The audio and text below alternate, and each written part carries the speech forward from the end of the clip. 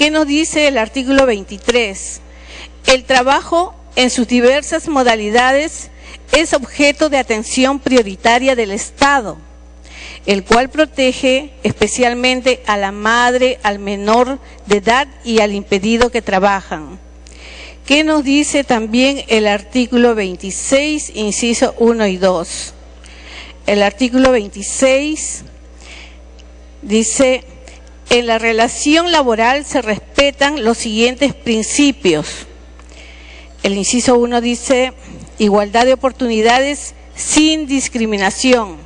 El inciso 2 nos dice: tiene carácter irrenunciable de los derechos reconocidos por la Constitución y la ley. Es decir, tiene carácter irrenunciable de los derechos reconocidos por la Constitución y la ley.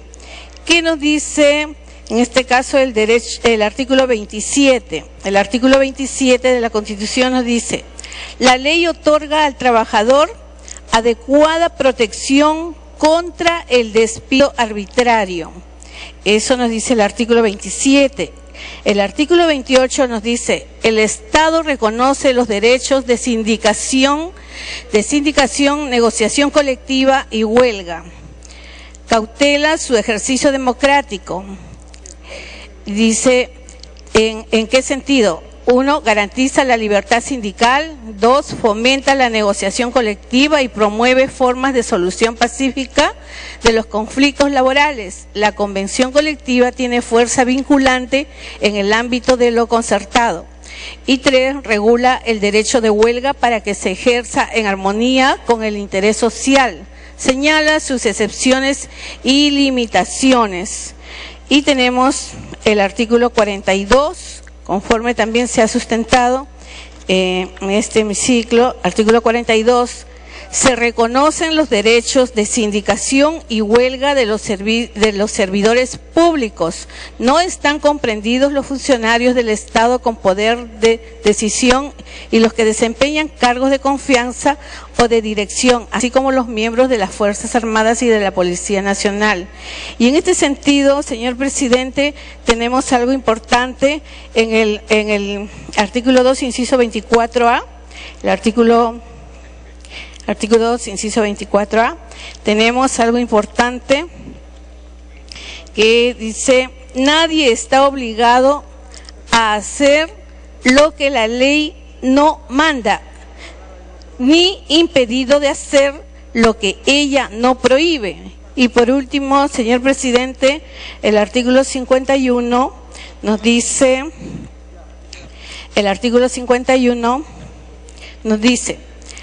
la Constitución prevalece sobre toda norma legal, la ley sobre las normas de inferior jerarquía y así sucesivamente. La publicidad es esencial para la vigencia de toda norma del Estado. Eso con respecto a lo que la Constitución Política, madre de leyes, nos manda a cumplir, que son derechos adquiridos y que debemos respetar para poder enmendar de repente la nueva propuesta de ley. Tenemos que ajustarnos a la madre de leyes y no quebrar el convenio que estamos reconocidos en la OIT. Muchas gracias, señor presidente. Gracias, congresista Aricama. Tiene la palabra el congresista Coa. Congresista Damer.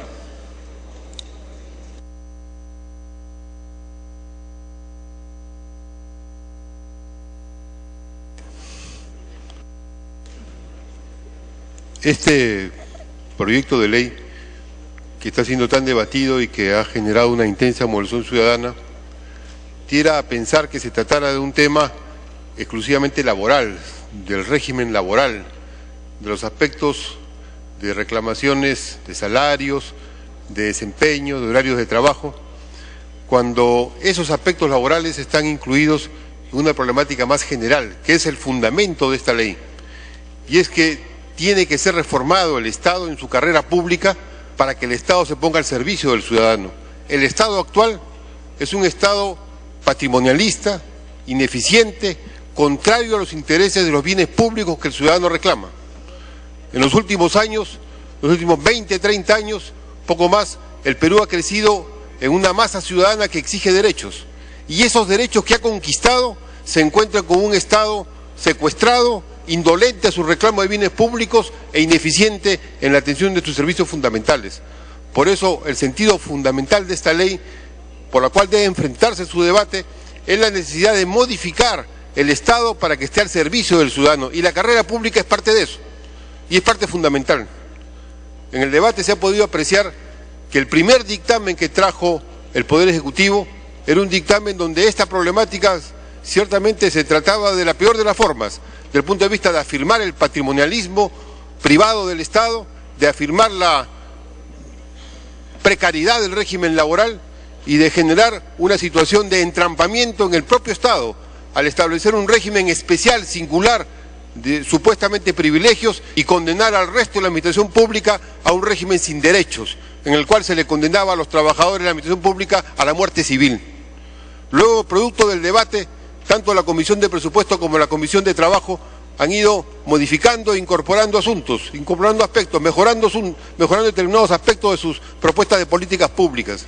Y entiendo que es en ese sentido que la Comisión de Trabajo, de acuerdo a la que evaluamos en la bancada de Acción Popular y Frente Amplio, la Comisión de Trabajo logra, en un consenso con los propios trabajadores, incorporar aquellas políticas y aquellas propuestas que permitan efectivamente lograr que esta norma sobre la carrera pública en la administración pública sea una herramienta para transformar el Estado al servicio del ciudadano.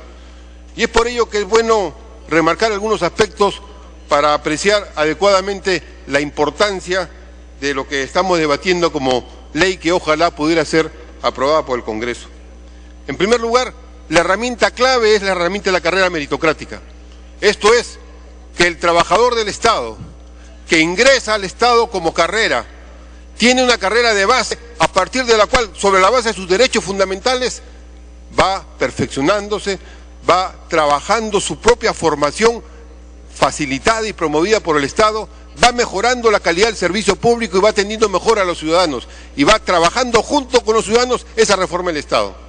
Ese es el sentido de una carrera meritocrática, pero lamentablemente la Comisión de Presupuesto en su proyecto de ley y la concepción central que tiene el Poder Ejecutivo al respecto es que la carrera meritocrática no corresponde al uso del tiempo del trabajador, está fuera del tiempo del trabajador, es una cosa adicional que además no depende de un órgano central del Estado que asuma eso como responsabilidad pública y que orienta un sistema que debería ser la Escuela Nacional de Administración Pública, sino corresponde al mercado.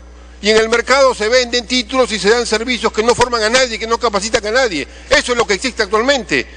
Y el corazón de la propuesta de la Comisión de Presupuesto es mantener ese régimen. Esto es, no incluye realmente una carrera meritocrática, porque no hay condiciones para el mérito, ninguna. Porque el mérito requiere la base, requiere la dedicación del Estado a su formación y requiere que se use el tiempo del trabajador para que al incrementar sus capacidades, esto le pueda servir justamente para ascender y obtener mejores beneficios y derechos y servir mejor a la población. Eso no existe. Y sí existe, sí está planteado en el proyecto de ley que la Comisión de Trabajo ha aprobado y es la que sustenta el debate actual.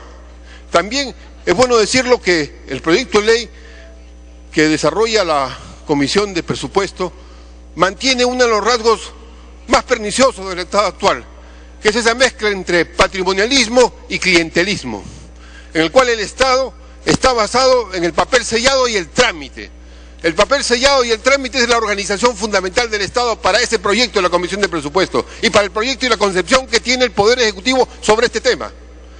Ese es el viejo Estado que se construye del siglo XIX, que se afianza en la era oligárquica y que se continúa hasta ahora. Ese viejo Estado es el que no funciona.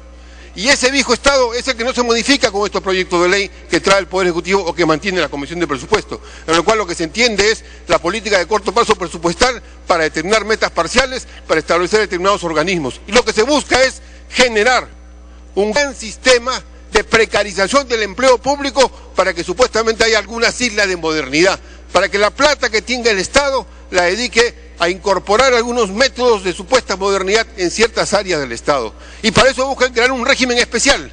Ese régimen especial que le llaman servir es parecido a ese régimen que quisieron crear con los llamados gerentes públicos.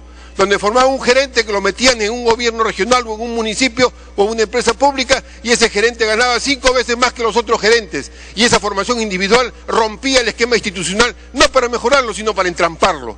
Lo que quieren hacer con el proyecto que está planteado es un régimen especial donde a la mayoría la condenan a la muerte civil.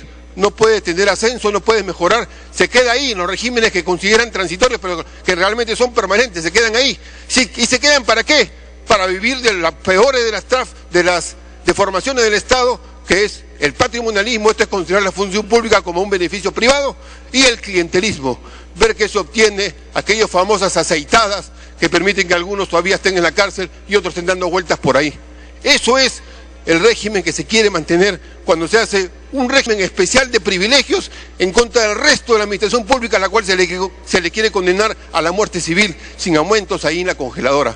Por eso es que la propuesta que trae la Comisión de Trabajo es una propuesta que plantea un régimen integral, y en ese régimen integral le da una base de derechos, y sobre la base de derechos plantea mecanismos de promoción, mecanismos de cambio, mecanismos de modificación de las condiciones de gestión. Y la fundamental modificación de las condiciones de gestión es pasar del papel sellado y del trámite al flujo de información, a la era electrónica, a la era de la información digital. Ese cambio fundamental permite que se modifiquen todos los procesos y le da un carácter singular a los bienes que ese trabajador produce en el Estado, que le da carácter de bienes públicos, no de bienes privados para su bolsillo o para enriquecer a algunos, sino de bienes públicos para servir a la ciudadanía. Y si no se hace ese cambio en cuanto al régimen de trabajo de la administración pública, ciertamente que no va a haber una reforma del Estado al servicio del ciudadano. Y por último, señor presidente, es claro que en el debate actual se han vulnerado o se pretende vulnerar con algunas propuestas los derechos reconocidos por la Constitución y por las leyes y las normas internacionales a las cuales el Perú está adscrito o forma parte de ellas. Y son derechos básicos que han sido señalados y reconocidos. El derecho a la negociación colectiva es internacional, no es un asunto inventado por unos locos, es parte de la OIT, está reconocido internacionalmente y el Perú suscribe esos pactos. Y ese derecho, inclusive la opinión que da la OIT sobre el proyecto de ley mandado por el Ejecutivo y aprobado inicialmente por la Comisión de Presupuesto, por la Comisión previa a la de Presupuesto, ciertamente que la OIT dice, oiga, esto va contra lo que es el derecho básico. Y cuando se plantea esa fórmula extraña de que la negociación colectiva va a consistir en que se reúnan los trabajadores y una central con el gobierno y haga un proyecto de ley que se envía al presupuesto como si eso fuera negociación colectiva, eso es dejado de lado. Inclusive la Comisión de Presupuesto, con un mínimo sentido común, no incorpora esa fórmula tan absurda con la cual se quería plantear, pero no incorpora la fórmula de los derechos de negociación colectiva, que son derechos reconocidos. Las fórmulas concretas de cada derecho de negociación colectiva tiene que verse, tiene que aplicarse, tiene que determinarse. No es lo mismo que una empresa, no es lo mismo que una empresa privada, que una fábrica, son condiciones distintas, pero se requiere reconocer ese derecho, así como otros derechos que están largamente señalados en el dictamen de la Comisión de Trabajo, y que no son derechos, no son propuestas inflacionarias, porque ni una ni otra propuesta se basa en un monto determinado a asignar. No estamos discutiendo un proyecto presupuestal, ciertamente que no son fantasías abiertas a que cualquier imaginario pueda desbaratar el presupuesto público. Se trata de metas vinculadas al desarrollo del Estado, y el desarrollo del Estado tiene sus procedimientos. Lamentablemente en el Perú lo que tenemos al respecto es que tenemos un sistema administrativo donde hay un solo ministerio que se llama Ministerio de Economía y Finanzas. Ministerio de Economía y Finanzas que organiza la administración a partir de la caja, del presupuesto público de corto plazo. Y no hay otros ministerios, todo depende de lo que diga ese ministerio. Y la administración pública depende del régimen presupuestal y de salarios de ese ministerio, que sí los tiene totalmente libres y al resto los tiene acogotados. En un sistema administrativo donde no hay planeamiento, donde no hay normas de promoción, donde no hay sistema meritocrático, ciertamente que aparece que se está discutiendo aquí una propuesta inflacionaria, cuando no, son propuestas normativas de procedimiento adecuado para todo el sector público del país. Creo que si logramos entender lo que el dictamen de la Comisión de Presupuesto de Trabajo, con participación de los trabajadores, bajo la conducción de sus responsables, estuvo ahí Johnny Lescano en la última comisión que se aprobaron los temas de diversas fuerzas políticas visuales. No es una fuerza política, es un conjunto de fuerzas políticas vinculadas a las propuestas de los trabajadores del país. Creo que si se logra entender que eso significa dar un salto de calidad en mejorar el Estado, en reformar el Estado para acercarlo al ciudadano y para tener una carrera pública meritocrática efectiva y adecuada, creo que podríamos hacer un gran aporte a que el Perú pueda asistir con un proyecto de ley a empezar a transformar el Estado en su aspecto laboral, en su aspecto administrativo y sobre todo en su aspecto de composición meritocrática para dar los servicios públicos que requiere el ciudadano. Creo que el Congreso debería ver con una óptica así más amplia la necesidad de llegar a consensos, a acuerdos. Hay fundamentos para poder acordar cosas porque el Estado peruano está en una situación de derrumbe, el Estado peruano está muy mal. Los últimos años de regímenes que hemos tenido nos han dejado casi un Estado mafioso activo, y ese Estado mafioso activo está corrompido por todas partes. Y no es que los trabajadores sean corrompidos, las reglas están mal planteadas, los sistemas están mal dados, y la forma como los trabajadores hacen su desempeño son simplemente reglas establecidas para la cotidianidad y la continuidad, pero no para el cambio del mismo Estado. Que esta ley puede servir para que eso se haga en un buen sentido, en una buena perspectiva. Y me parece que el Congreso debería verlo con esa óptica para buscar las flexibilidades, los acuerdos, las condiciones para que el dictamen de la Comisión de Trabajo sirva a lo que ahora todos los trabajadores del Perú, movilizados pidiendo los derechos básicos de los ciudadanos, movilizados pidiendo sus derechos básicos como trabajadores del Estado, le están pidiendo al Congreso que atienda que hay una demanda nacional para que el Estado esté al servicio al ciudadano y para que los trabajadores del Estado con los ciudadanos sean aliados en esa indispensable reforma.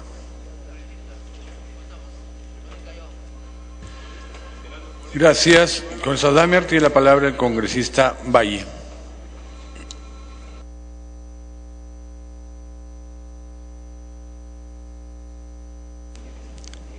Gracias, presidente. Si lo permite, me pide interrupción al congresista Gamarra. Congresista Gamarra.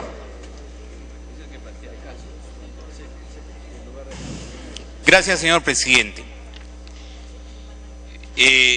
Es sorprendente que algunos congresistas con bastante populismo y con bastante facilidad pretendan generar una ilusión, una expectativa en los trabajadores del Perú, cuando sabemos que el incremento de una remuneración o el incremento de un monto que establece la Comisión de Trabajo implica un mayor presupuesto.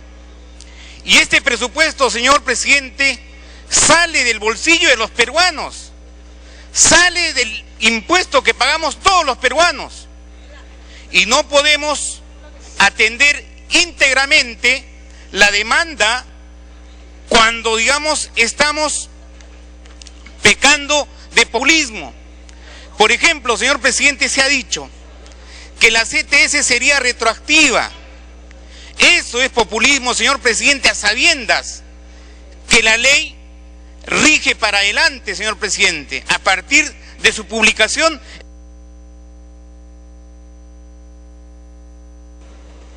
Salvo que le den la segunda interrupción. Culmine, por favor. Muchas gracias. A partir del día siguiente de su publicación en el Diario Oficial El Peruano. Toda ley rige hacia adelante, no puede regir hacia atrás.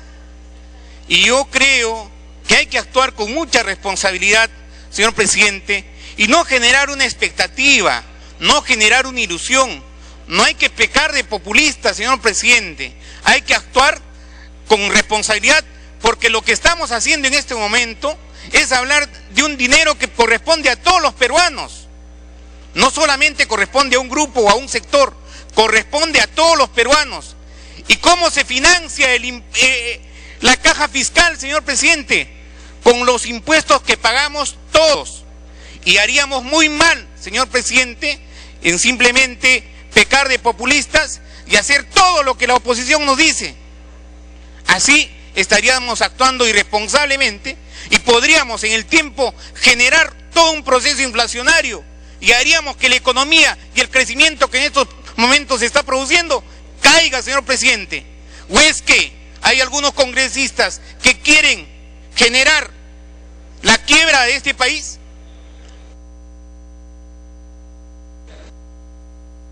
Gracias. Puede iniciar, congresista Valle. Muchas gracias, presidente. El que habla, señor presidente, es de la región de Pasco. Y como Puno, como algunas ciudades importantes del Perú, están sobre 4.000 metros sobre el nivel del mar. Al respecto, señor presidente, uno de los principales factores de riesgo de trabajo a esta altitud es la falta de oxígeno, ocasionando daños irreversibles en la salud del trabajador. Por ejemplo, la enfermedad de la policitemia, cuya consecuencia es el infarto cerebral, ocasionando invalidez permanente o simplemente la muerte. Por eso, señor presidente, se ha pretendido legislar sobre la bonificación especial por trabajo a más de 4.000 metros sobre el nivel del mar y nunca se dio la debida importancia. Y hoy, con esta ley, tenemos la gran oportunidad de reivindicar a aquellos peruanos que tienen el valor de representar al Estado en estos lugares tan desfavorables. Consecuencia de esta no importancia, señor presidente, no tenemos especialistas en salud porque no existen incentivos. Carecemos de profesionales especializados y calificados porque los sueldos no son atractivos. E incluso, señor presidente, el Consejo de Ministros en pleno no ha podido hacer una reunión descentralizada en Pasco y solo lamentablemente vía videoconferencia. Es una realidad que no debe continuar y creo que esta es la magnífica oportunidad para poder proponer un texto sustitutorio en lo que es la situación de situaciones atípicas, un texto sustitutorio en el artículo 80 del inciso C en el dictamen de trabajo, donde manifiestan sobre la compensación económica. Está compuesto por la remuneración y las prestaciones. Las remuneraciones es la suma de la contraprestación dineraria correspondiente a las actividades realizadas en un determinado puesto.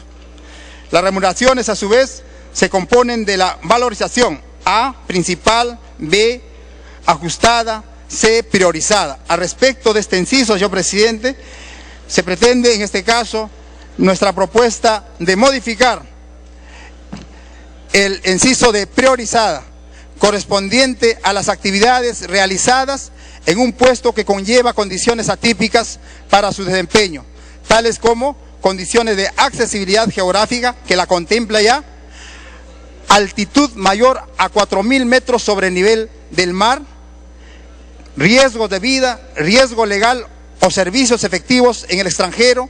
Se incorpora la valorización priorizada, lo cual es aprobada mediante decreto supremo refrendado por el Ministerio de Economía y Finanzas. Esta modalidad de compensación se restringiría al tiempo que duren las condiciones de su asignación.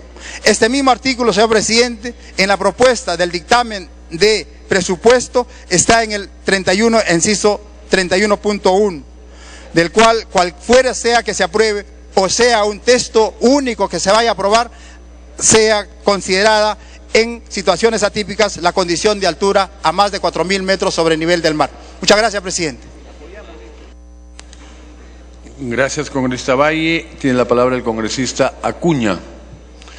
No estando el congresista Bekele.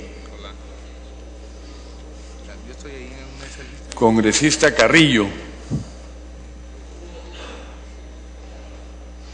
Tú no. Presidente, lo primero que quiero señalar son las ventajas que yo considero en relación con la ley del servicio civil, con el dictamen propuesto por la Comisión de Economía. Este proyecto propone que los servidores de confianza deban cumplir con un perfil profesional y no simplemente ser designados a dedo, presidente. Propone igualmente simplificar parcialmente a la administración pública, pues creará un régimen único para 500.000 empleados públicos. Igual que crea nuevamente el Tribunal de Servicio Civil que estaba paralizado, presidente. Se crean un conjunto de factores y procedimientos de evaluación permanente. Se respetan los acuerdos internacionales, sobre todo lo dispuesto en el convenio 151 de la OIT. Crea mayor transparencia, señor presidente, en los procesos de evaluación, en las sanciones y faltas y en otras disposiciones. Y finalmente, unificará la remuneración de los trabajadores afectados en un solo concepto. Pero además, señor presidente, yo quiero recordar por qué se origina esta propuesta.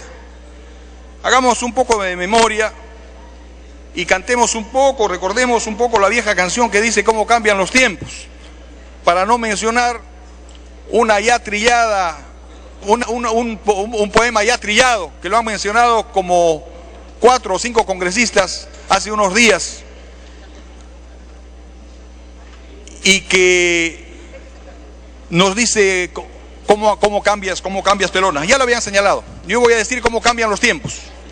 Y es que efectivamente quienes se oponen, presidente, a esta nueva alternativa son los que generaron el problema. Porque claro, marchaban con nosotros junto con los trabajadores. El 19 de julio nos acompañaron junto con los trabajadores. Preocupados por el despido de los trabajadores, estos caballeros nos acompañaron en las plazas públicas. Preocupados por los problemas laborales, nos acompañaron estos señores en diferentes marchas de sacrificio. Así es.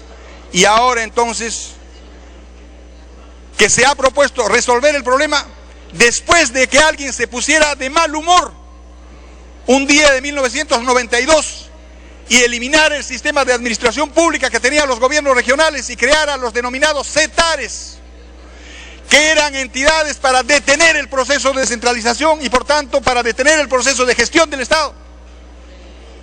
Esta situación creada en el régimen del partido aprista, en su primer régimen, y que pretendía modernizar el Estado, creando gobiernos regionales, fue detenida en 1992.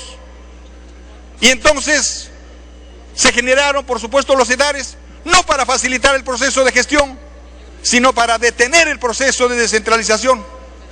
Y se crearon además un conjunto de factores para hacer que los recursos no se gasten, porque además no teníamos plata.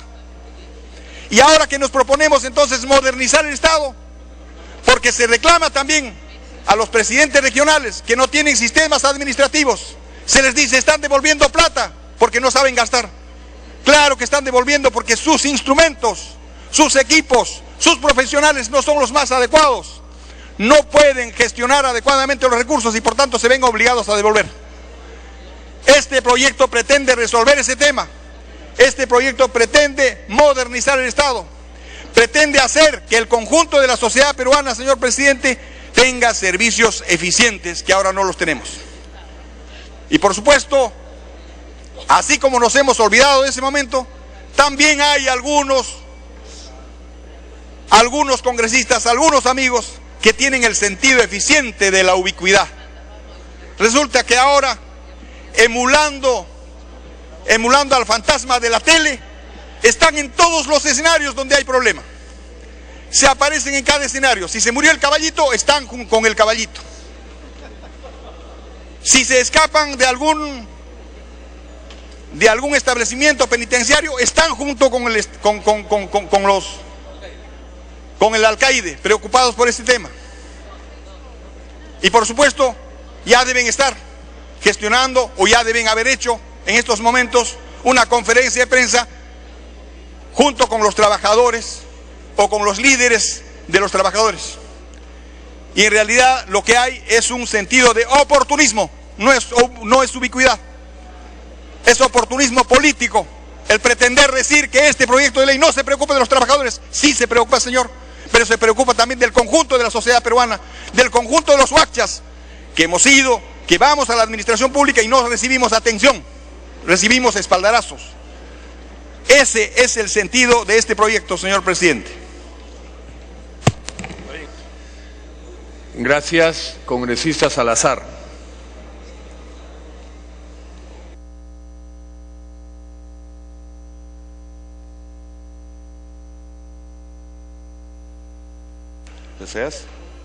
¿Desea? Señor presidente, la señora Marta Chávez desea hacer uso de la palabra. Sí, presidente, gracias. En relación a lo que se ha mencionado por algunos señores congresistas respecto a la situación que vivió el Perú en los años 90, decididamente hay que recordar, el Perú de los años 90, de inicios de los años 90, era un país quebrado, donde había más trabajadores de los realmente necesarios en la administración pública. Me llama la atención que algunos congresistas que son empresarios privados. Parece que solamente respecto de sus propios intereses entienden que un proyecto no puede soportarse, si necesita solo 10 trabajadores no puede sostenerse con 100. Pues eso mismo se aplica para el Estado, por lo tanto quieren satanizar medidas que fueron necesarias para reestructurar y levantar este país.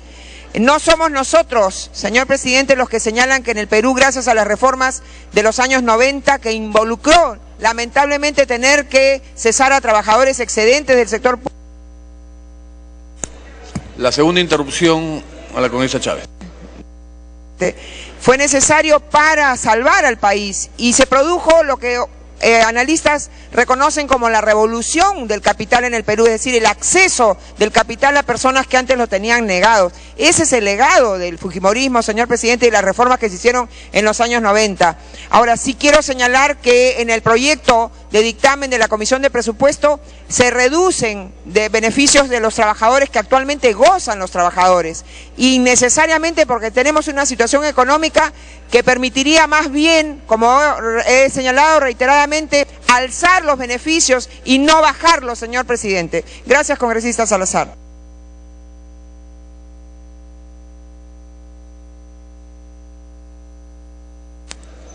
Ahora puede iniciar, congresista Salazar. Muchas gracias, señor presidente. Una de las reformas importantes, presidente, de todo país, indudablemente, que tiene que ser y debe ser el servicio civil del Estado. En un país que tiene 3 regímenes, es obvio que es necesario conciliar en uno solo. Pero esa conciliación de 3 regímenes diferentes necesariamente tienen que hacerse y de la mejor manera, es decir, que los regímenes que ganan menos tengan muchas más expectativas que aquel régimen que gana más. Es decir, llevarlos y estandarizarlos, en este caso al 728, que es el régimen privado de pensiones, que es aquel régimen donde existen muchas mejoras para todos y cada uno de los trabajadores. Pero pretender, presidente, llevar a este régimen hacia compararlo, a equilibrarlo con los otros 2 regímenes, es decir, del CAS, es decir, del régimen público, entonces, presidente, se generan indudablemente una serie de problemas. Y eso es lo que estamos viendo, porque ¿quién quiere ganar algo y después perderlo? Pues nadie. Todos y cada uno de los ciudadanos, todos y cada uno de los seres humanos en cualquier parte del mundo, lo primero que hace es defender lo que ya está ganando. Nadie quiere perder algo, es obvio. Y lo que tenemos que hacer pues es mejorarlo. Y cuando nosotros sacamos unas normas, necesariamente tenemos que hacer una norma producto del consenso. Que tengamos que escuchar a los que están afuera. Hay una serie de personas, una serie de trabajadores, por no decir 1.200.000 trabajadores que tenemos, están hoy en día en pie de lucha. Y por una razón, porque sacamos una norma y no se consulta, porque nos estamos acostumbrados, presidente, a trabajar de esa manera, por la coerción.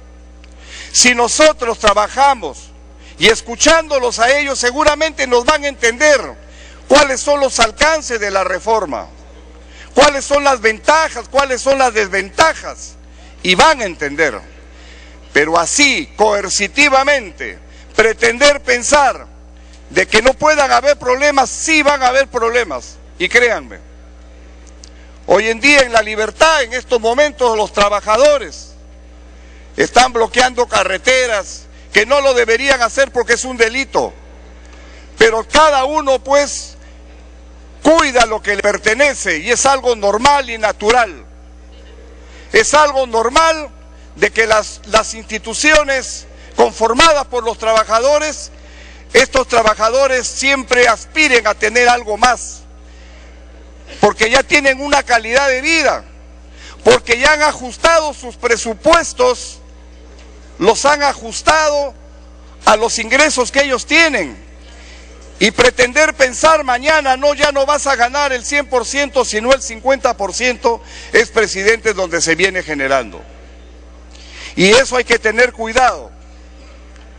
No hay que subestimar a nuestros trabajadores y a vuestros representantes de ellos. Y eso es lo que no se ha hecho, presidente, y esa es una parte y un vector importante. Se han hecho una serie de reformas.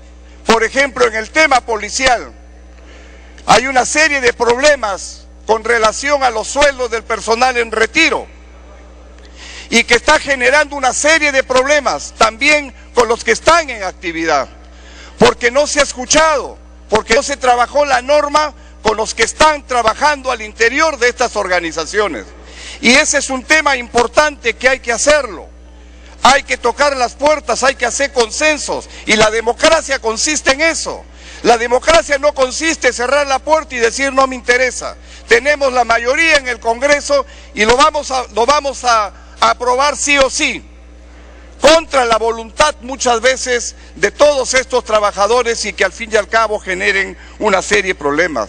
Y es más, presidente, si nosotros nos atenemos a las causales del término del servicio civil, y nosotros apreciamos, presidente, que en el párrafo K, por ejemplo, cuando habla de la suspensión del puesto a causa de temas tecnológicos y estructurales u organizativos, entendidas como la innovación científica o de gestión, en otras palabras, esto se llama despido, esto se llama adiós, váyanse fuera de los trabajos donde ustedes se encuentren. Vamos a generar un problema grave al interior de nuestro país, presidente. Este es un tema muy delicado, muy delicado. A veces por tomar decisiones rápidas y apresuradas nos podemos generar una situación no deseada, una situación muy compleja y que ya tenemos a través de la historia una serie de problemas que hemos tenido casualmente por no escuchar. El Congreso es un buen foro, pero el Congreso no es todo también. Hay que llamar a quienes representan a los trabajadores, hay que escucharlos también, porque ellos también son seres humanos y también ellos merecen que todos y cada uno de nosotros tengamos que escucharlos, que se sientan parte de esta democracia. La democracia no solamente es del pueblo, es el gobierno del pueblo para el pueblo. La democracia tiene que ser participativa.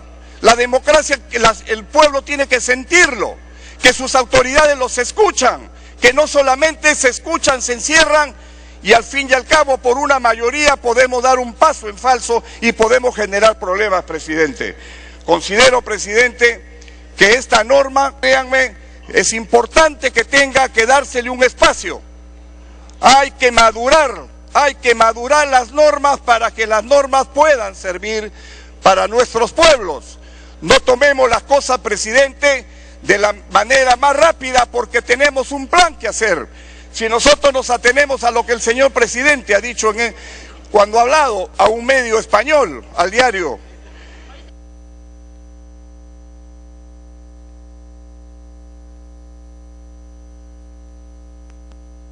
y nos dice el presidente en este diario, en términos militares, siempre un comandante debe guardar sus reservas, que son las que le permite cambiar de rumbo de la batalla en momento determinado. Yo creo que en el Perú, aquí no hay batallas.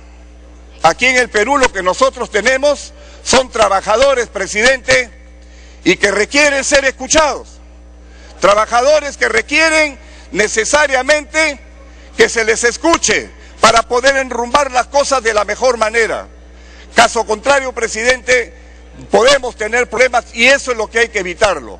Hay que evitarlo a toda costa para que después no estemos lamentando, presidente, situaciones no deseadas, que es el fondo de lo que nosotros tenemos que ver. Yo ya di mis interrupciones, si no con todo gusto, lo que el señor presidente podría disponerlo. Presidente, y para concluir, Creo que es importante, presidente, que esta norma tenga que cuajarse, tenga que madurar, tenga que hacerse las consultas necesarias con la finalidad de que tengamos una norma buena y que los que están hoy en día reclamando también sean escuchados. Gracias, presidente. Tiene la palabra el congresista Velázquez.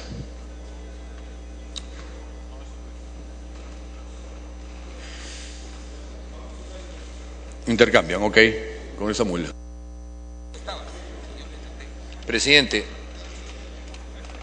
las distintas intervenciones de los parlamentarios que han hecho referencia a temas de estabilidad laboral, a temas de desempeño, de eficiencia, han hecho distintos reclamos sobre lo que se refiere al trabajo de la administración pública y sobre todo de los servidores públicos, se enmarcan, presidente, en distintos contextos. Y lo primero que hay que apreciar, presidente, cuando se hace referencia a que han habido gran cantidad de trabajadores en las puertas del Congreso protestando y oponiéndose al proyecto de ley del Ejecutivo, es que cuando este tipo de circunstancias ocurre, presidente, lo que está en juego es la confianza que los trabajadores y la sociedad en su conjunto tiene con respecto al accionar del gobierno y sobre todo con respecto a lo que sus voceros, que son los parlamentarios del Partido Nacionalista, dicen al respecto. Más que el texto de la ley, presidente, lo que asusta es la posibilidad de la aplicación de la ley para que cuando después esta entre en vigencia, el gobierno no vaya a sentirse tentado a hacer lo que ya son casos de denuncia que son evidentes y claros, presidente, actualmente en la administración pública.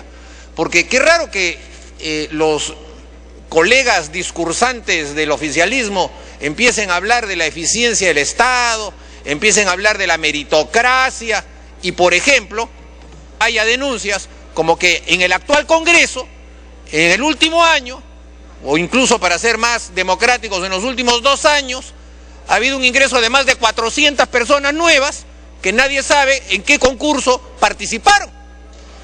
Y eso ha llevado a que el incremento del presupuesto del Congreso vaya hasta más de 400 millones de soles, cuando antes era 200.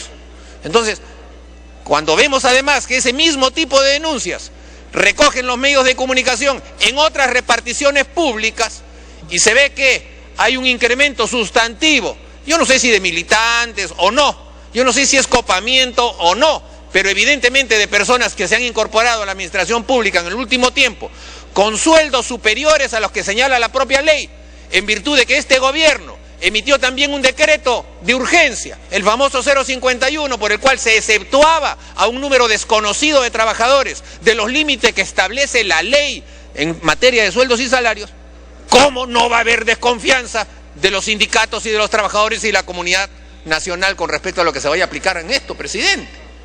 Entonces, aquí estamos frente a un tema de carácter político que el gobierno no lo ha sabido manejar, porque no solamente tiene estos antecedentes, sino que al mismo tiempo no ha hecho una política de diálogo. ¿Cuántas veces ha recibido el presidente de la República a las organizaciones sindicales, presidente? ¿Cuántas veces hemos visto que el presidente de la República, así como tiene sendos almuerzos con la CONFIEP y los empresarios, que está muy bien, ha recibido también a la CTP, a la CGTP y a las organizaciones sindicales? Ni una. El diálogo con los trabajadores no existe por parte de este gobierno. Y más bien lo que vemos son discursos que se emiten ahora, que incluso van más allá del propio texto que establece el propio proyecto del Poder Ejecutivo, hacia situaciones, presidente, en las que la desconfianza está a flor del día, y obviamente eso se traduce en un esquema de carácter político.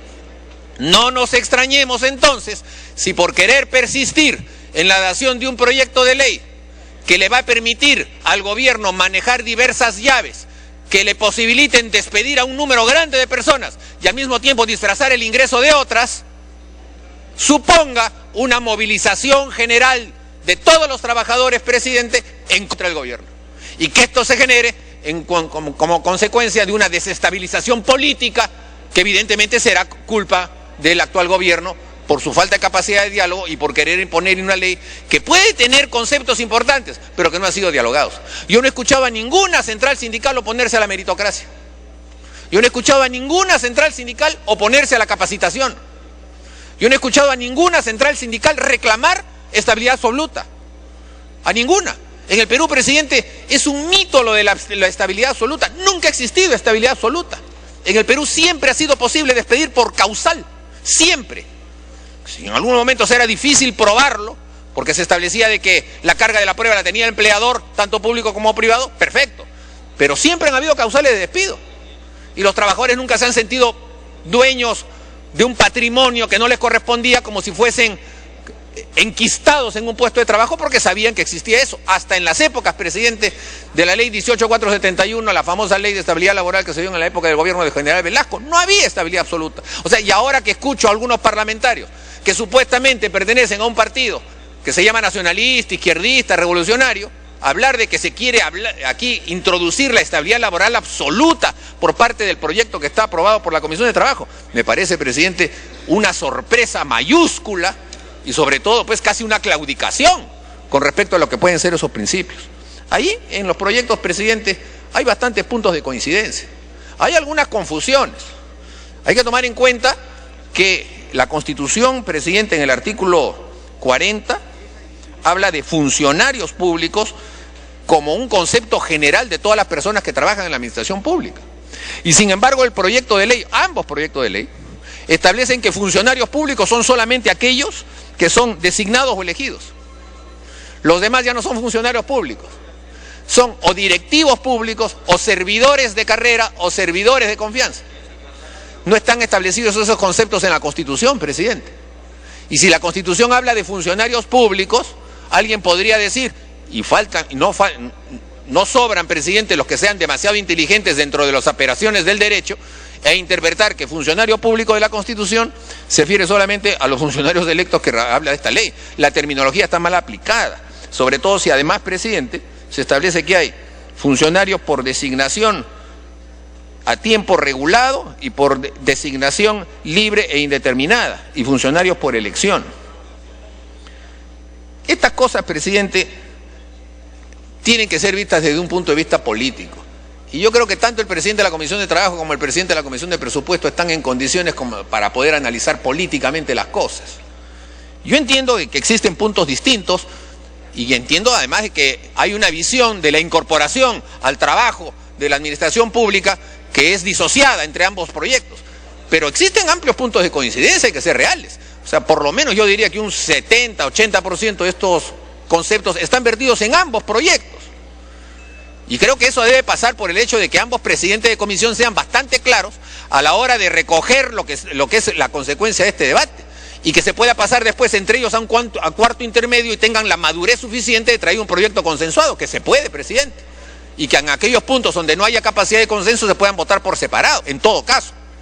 Eso podría salvar mucho la cara del Congreso en su conjunto, y en el fondo les estoy haciendo un favor a los del Partido Nacionalista para que no queden como un partido claudicante con respecto a los trabajadores.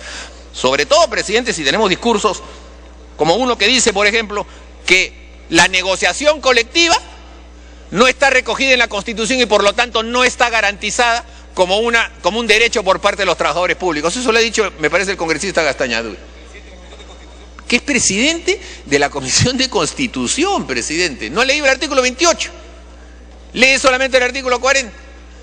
Y aún cuando fuese así, presidente, en una lectura cerrada del tema, el proyecto sí recoge la negociación colectiva. El proyecto del Ejecutivo sí recoge la negociación colectiva. El tema es cómo se hace esa negociación colectiva y cómo de esa negociación colectiva no puede surgir, presidente, una política de cercenar derechos sustantivos de los trabajadores. Y además se olvida que este tipo de derechos, como el de la negociación colectiva, el de la libre sindicalización, el de la huelga, presidente, sería en el fondo hasta irrelevante que consten o no consten en la Constitución, porque son derechos que están inalienablemente consagrados en los convenios internacionales de la Organización Internacional del Trabajo que el Perú ha suscrito, y los tratados internacionales tienen vigencia supraconstitucional.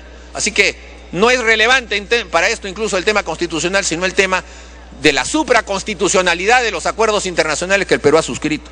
Así que, presidente, yo, sin querer entrar a detalles más, porque el tiempo a veces es en ese sentido exageradamente corto, solicitar que en los puntos en los que pueda haber las convergencias y que tengan que ver con blindar aquellas actitudes en las que por pasarse a este régimen nuevo los trabajadores tengan el justo derecho a protestar, a sospechar y a expresar una posición discordante sean disipados. Es decir, aquí se tiene que hacer un esfuerzo por parte de todos los parlamentarios, de todos los grupos políticos, para disipar el justo temor de los trabajadores a que hayan despidos masivos, a que hayan regímenes en donde se vulnere sus derechos, a que haya la posibilidad de que a partir de una pseudo reforma se instauren procesos de copamiento por parte de un grupo político y despidos masivos de quienes han entrado a la administración pública antes.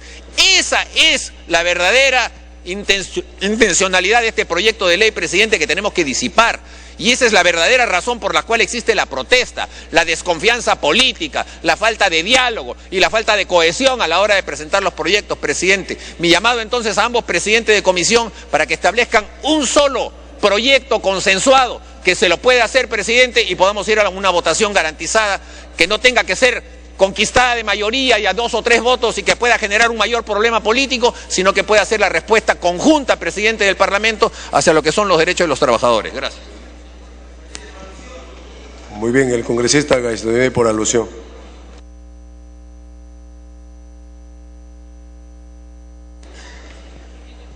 Muchas gracias, presidente. Presidente, la Constitución tenemos que leerla no de manera aislada, sino de manera integral. Hay que hacer siempre una interpretación sistemática.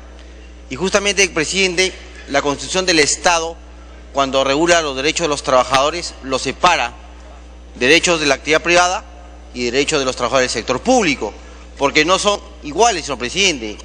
Justamente el artículo 28, cuando regula los derechos de los trabajadores de la actividad privada, efectivamente reconoce los derechos de sindicación, negociación colectiva y huelga. En cambio, cuando regula los derechos de los trabajadores de la actividad pública, en el artículo 42, solo lo regula los derechos de sindicación y huelga, señor presidente. Y eso va, señor presidente, en concordancia justamente con los convenios que ha suscrito el Perú, como es el convenio 151 de la OIT, que regula justamente los derechos colectivos de los trabajadores, que lo limita, señor presidente, a lo que es, congresista, estoy justamente en interrupción. No le podría dar el uso. Concluye, señores, tenga alusión. Presidente, entonces, como decía, el convenio 151 de la OIT, que está reconocido expresamente en el artículo 40 del proyecto de la Comisión de Presupuesto, establece que sí se puede negociar colectivamente con los trabajadores del sector público, pero en los términos del convenio 151 de la OIT. ¿Y qué dice este convenio 151 de la OIT? Que solo se puede regular condiciones de trabajo. Porque, señor presidente, tenemos que entender que dentro de la negociación colectiva no solo se puede negociar condiciones de trabajo, sino también remuneraciones. Pero para el tema del sector público solo se restringe para el tema de condiciones de trabajo. Y, señor presidente, ¿y por qué no se puede negociar condiciones de trabajo? ¿Por qué no se puede negociar remuneraciones? Porque esto, presidente, atentaría contra el equilibrio fiscal y sobre todo, presidente, contra un derecho que es fundamental, que es el derecho a la igualdad. Porque podría darse que 2 trabajadores que realizan una misma función en 2 entidades distintas, uno el Ministerio de Trabajo y otro el Ministerio de Economía y Finanzas, que tienen la misma responsabilidad, que realizan las mismas funciones, pero uno puede tener una negociación colectiva en un sentido y el otro puede tener una negociación colectiva en otro sentido. Concluye, señor. Gracias, presidente. Entonces, podría darse el caso, 2 trabajadores que realizan la misma función, que tienen las mismas responsabilidades, pero que están en diferentes entidades del Estado, uno Ministerio de Trabajo y otro Economía y Finanzas, que han suscrito convenios colectivos diferentes, pueden ganar remuneraciones distintas, señor presidente. Entonces, podríamos decir, esto está atentando contra el principio de igualdad ante la ley. ¿Por qué se está dando un trato discriminatorio a 2 trabajadores que realizan funciones distintas, señor presidente? Entonces, señor presidente, acá no se trata de interpretar la Constitución de manera aislada y decir que a los trabajadores del sector público sí les corresponden todos los beneficios que establece la Constitución para los trabajadores del Estado, sino que se trata de hacer diferencias porque justamente hay que cautelar otros deberes, como es, primero, equilibrio fiscal y otro, igualdad de la ley.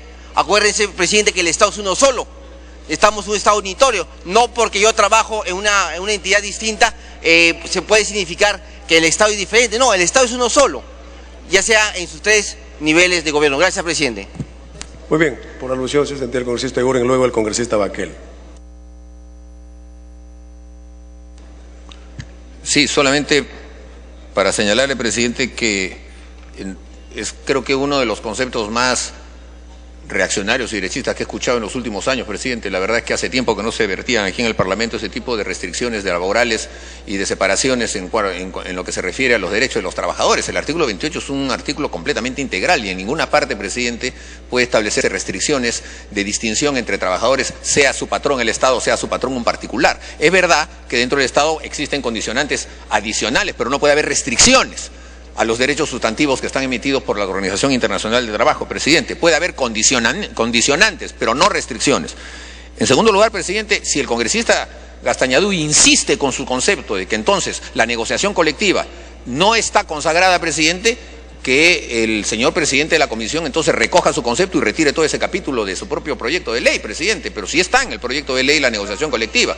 Los conceptos que están establecidos no pueden ser cercenados, presidente, y es evidente que en toda negociación colectiva los trabajadores... Concluya, congresista. Concluyo, presidente. Los trabajadores, desde el momento en que tienen la posibilidad de entrar a una negociación colectiva, tienen garantizado su derecho de plantear lo que estimen pertinente, presidente. Será en la negociación colectiva que aparezcan después las circunstancias que le corresponden. Me solicito una interrupción a la congresista. Está en alusión, congresista. El congresista Baqueli lo va a hacer que le dé a la congresista. Como usted quiera, presidente. Bueno, gracias. Bien, congresista Baqueli, tiene el uso de la palabra. Señor presidente, se dice que el proyecto de ley del servicio civil tiene un espíritu meritocrático. Pero este objetivo, señor presidente, no se puede conseguir vulnerando los derechos adquiridos por parte de los trabajadores del sector público, derechos protegidos por la Constitución Política del Perú y los tratados internacionales. Conforme, presidente, a lo planteado por el dictamen de la Comisión de Presupuesto, se estarían recortando derechos como la CTS, las gratificaciones, las vacaciones, entre otros derechos adquiridos. Señor presidente, hay que decirle sí a la meritocracia, pero hay que decirle no al despido arbitrario de los trabajadores. Hay que decirle sí, presidente, a un mejor servicio por parte del Estado, pero hay que decirle no, señor presidente, al recorte de los derechos que han adquirido con el tiempo los trabajadores del sector público. Señor presidente, finalmente se habla de que el dictamen de la Comisión de Presupuesto estaría afectando a poco más de 500.000 de trabajadores del sector público. Pero ¿acaso, presidente, nadie ha pensado en las madres, en las esposas y en los hijos de los trabajadores que esperan, presidente, que